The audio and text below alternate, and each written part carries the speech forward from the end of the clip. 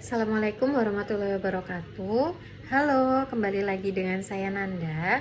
Pada video kali ini saya akan menjelaskan hasil observasi mengenai perbandingan pasar tradisional dan pasar modern dari sudut pandang ekonomi bisnis. Analisis ini akan dilihat dari beberapa aspek, yaitu perilaku konsumen, perilaku produsen, biaya produksi atau operasional, serta kondisi pasar. Dengan analisis tersebut, diharapkan dapat memberikan gambaran mengenai perbedaan karakteristik kedua jenis pasar tersebut. Nah, supaya teman-teman dapat membayangkannya secara nyata, pada video nanti saya akan melampirkan juga beberapa foto yang saya ambil ketika melakukan observasi.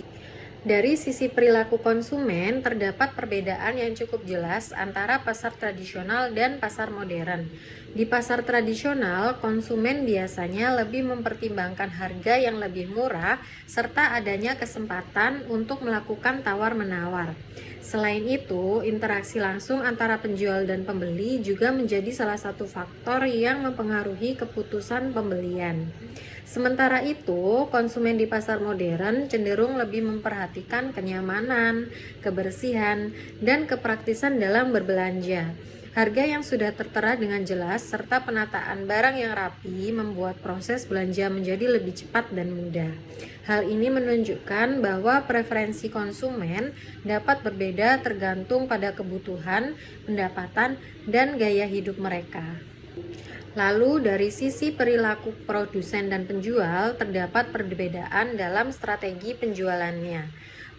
Pedagang di pasar tradisional biasanya menggunakan strategi fleksibilitas harga dan komunikasi langsung dengan konsumen. Hal ini bertujuan untuk menarik pembeli serta mempertahankan pelanggan tetap. Sebaliknya, produsen atau pengelola di pasar modern lebih mengandalkan sistem manajemen yang terstruktur, seperti penetapan harga tetap, promosi diskon, serta penggunaan teknologi dalam sistem pembayaran dan pengelolaan stok barang.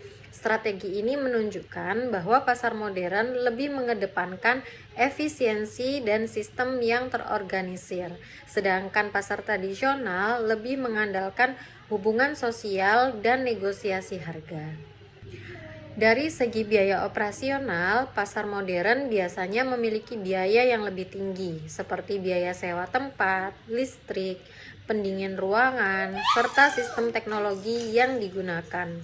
Hal tersebut menyebabkan harga barang di pasar modern seringkali lebih tinggi dibandingkan di pasar tradisional. Sedangkan di pasar tradisional, biaya operasional pedagang relatif rendah, sehingga mereka dapat menjual barang dengan harga yang lebih terjangkau bagi masyarakat.